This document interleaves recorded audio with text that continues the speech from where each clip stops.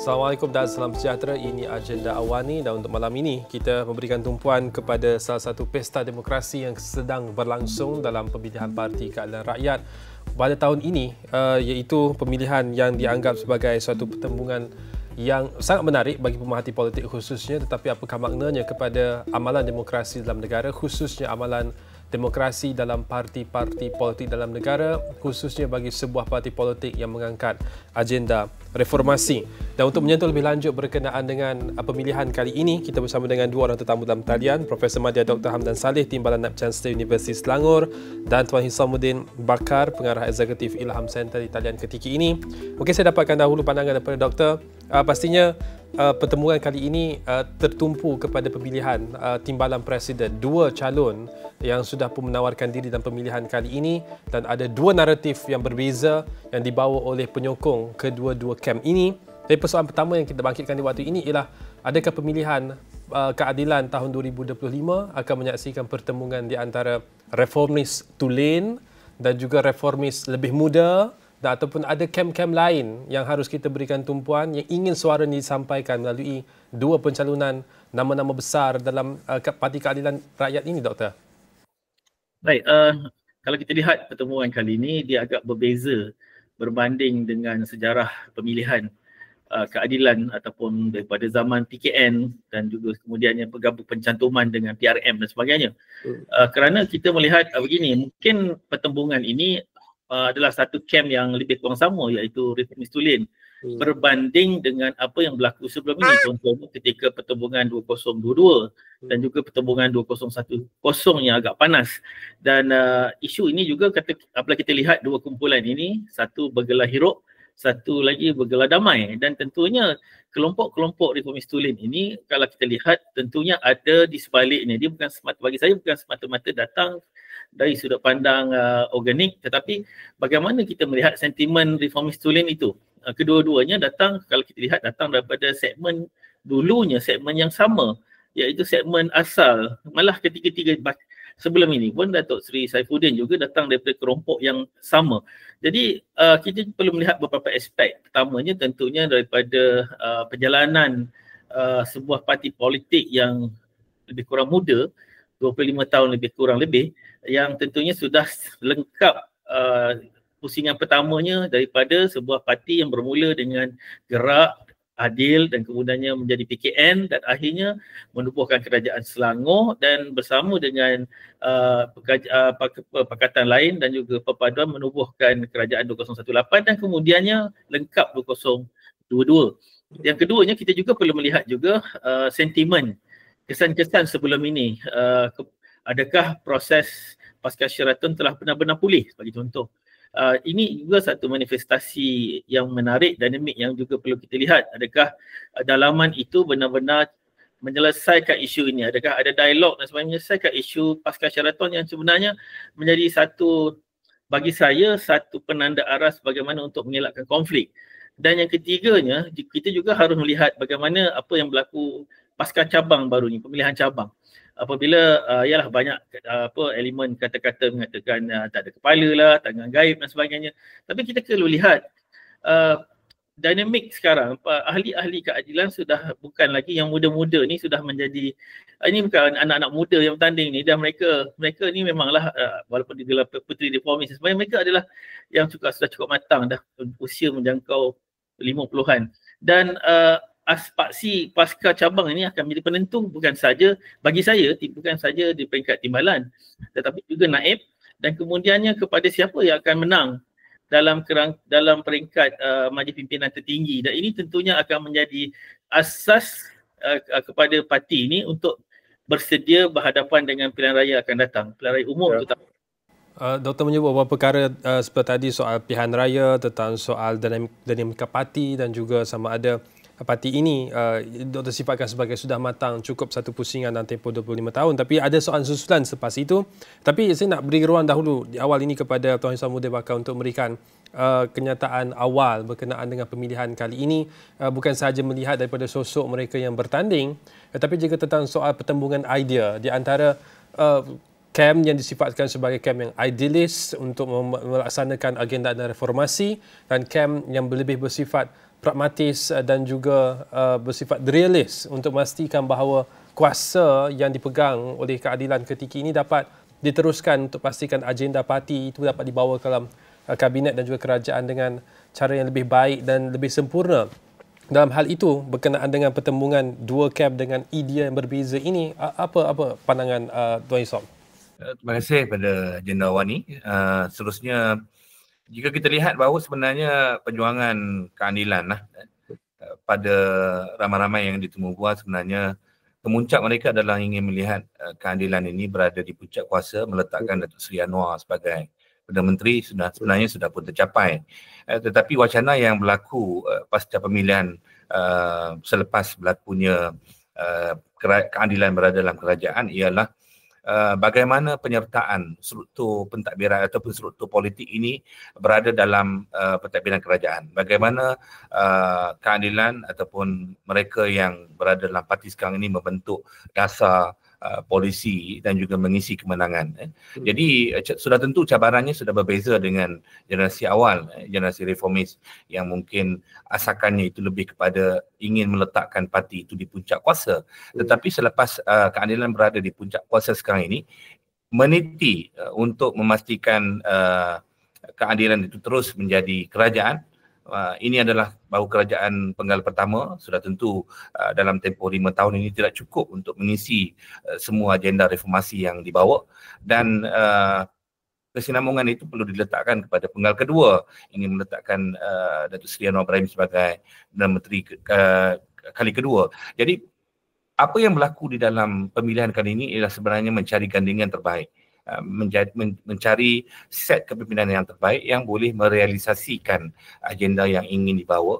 Kelangsungan Parti Keadilan ini membawa kepada pengukuhan struktur parti di dalam kerajaan. Itu pandangan saya.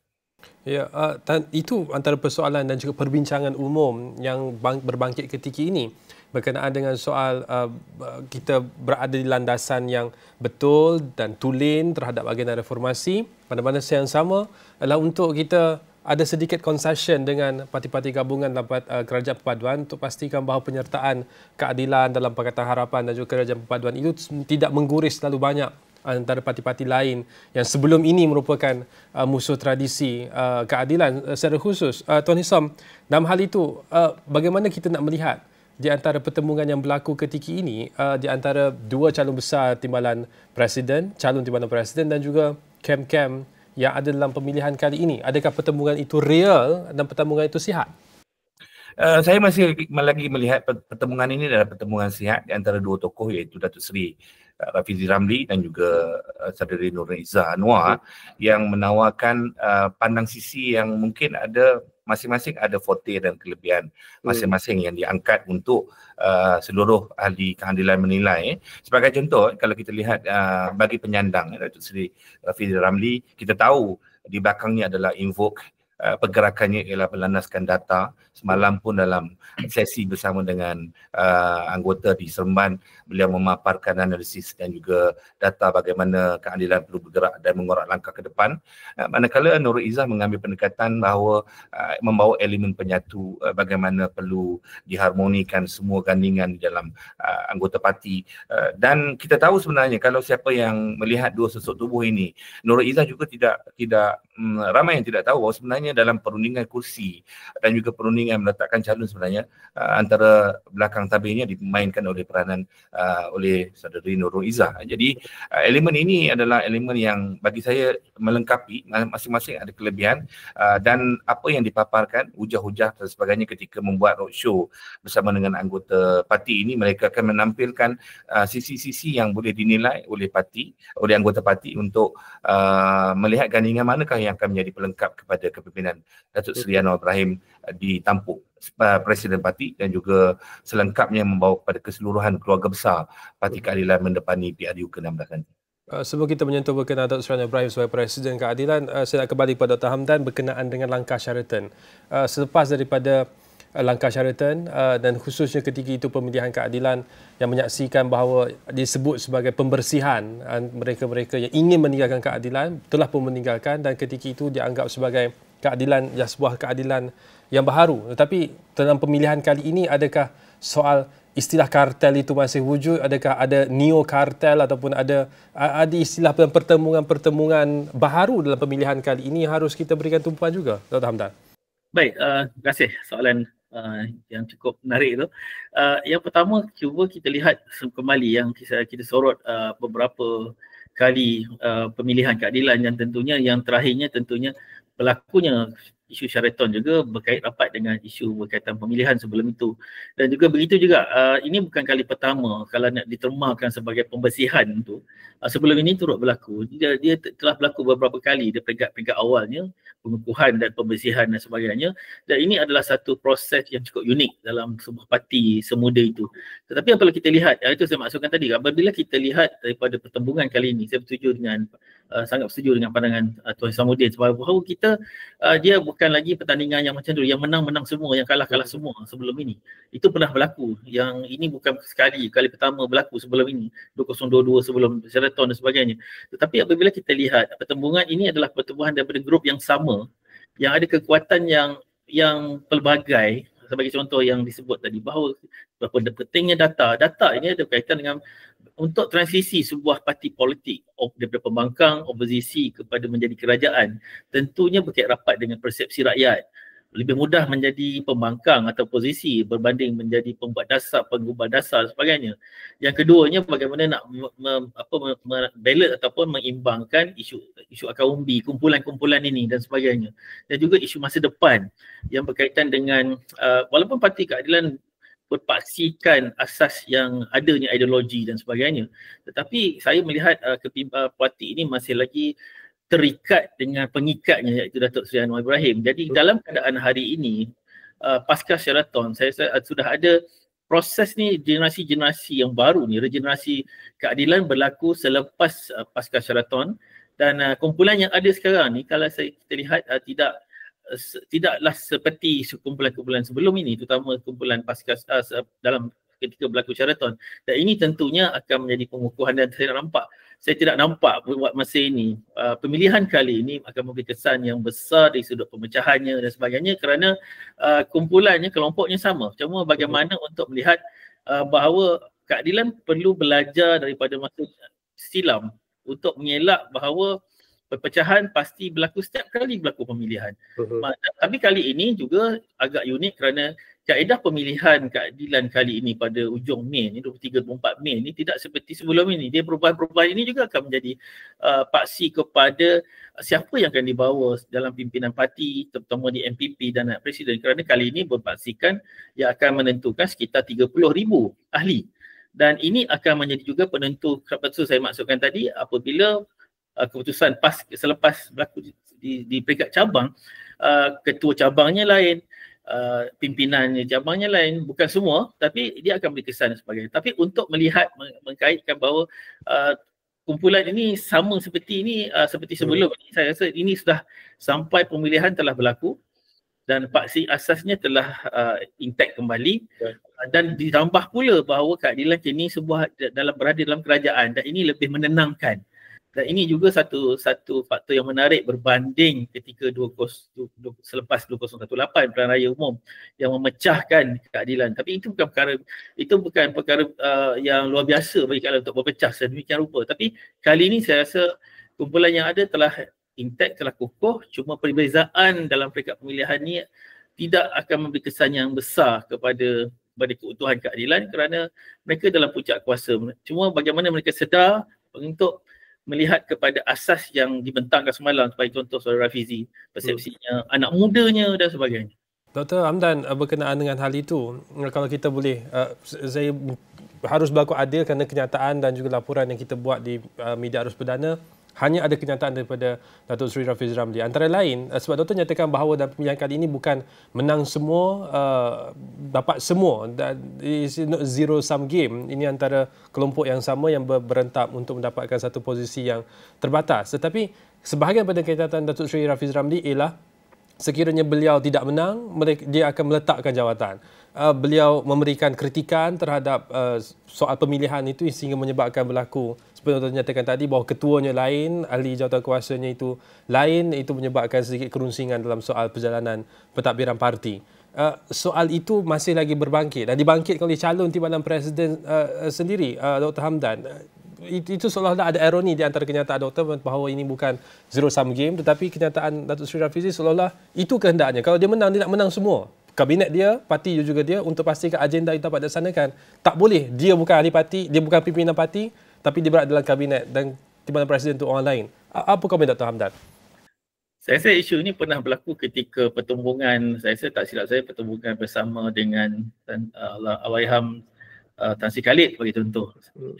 Dan Datuk Seri Rafizi pernah berehat seketika. Tapi saya rasa ini adalah satu ruang untuk beliau, bagi sebagai contoh, untuk berjiwa besar dan sebagainya. Sebab ini adalah bukan kerana penentangan menentang anak Anwar Ibrahim. Ini adalah pertemuan untuk mengukuhkan apa yang berlaku, untuk mengukuhkan sebuah parti politik yang sedang menuju ke arah regenerasi, dan satu lagi menuju pilihan raya dan masuk pusingan kedua, iaitu setelah lengkap menjadi sebuah kerajaan. Itu yang pertama. Yang kedua, kita juga perlu lihat bahawa elemen ini adalah satu perkara yang normal bagi sebuah parti politik, bahawa perlu ada perbezaan pandangan, perlu ada perbezaan pendapat dan sebagainya. Tapi kita perlu lihat bahawa parti ini perlu melihat kepada masa depan dan perlu dan elemen elitis pasti akan muncul apabila sudah menjadi kerajaan.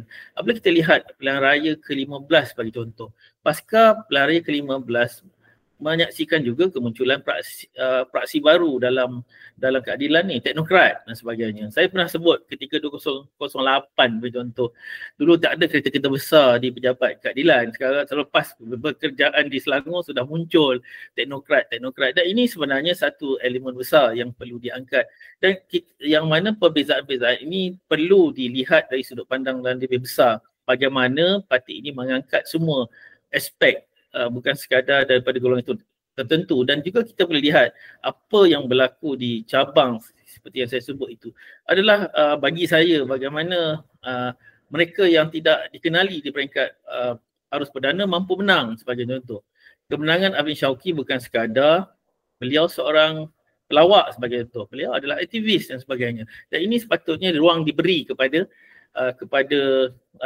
mereka pimpinan-pimpinan baru dan sebagainya. Baik, Dr. Hamdan, saya nak berdoa kepada Tuan Isamuddin untuk memberikan sedikit komentar berkenaan dengan kenyataan Datuk Seri Rafizi Ramli sebagai calon Timbalan Presiden yang seolah-olah menunjukkan bahawa beliau mahu menguasai kedua-dua cabang, sama ada berada dalam parti ataupun dalam kabinet, dan juga kaitannya dengan survival politik Datuk Seri Anwar Ibrahim sebagai Presiden, kerana siapapun calon Timbalan Presiden yang akan menang, kedua-duanya menolak sedikit sebanyak pendekatan Datuk Seri Anwar Ibrahim yang dilihat sebagai melambatkan agenda reformasi yang dicadangkan oleh keadilan dan juga Pakatan Harapan. Tuan Izam.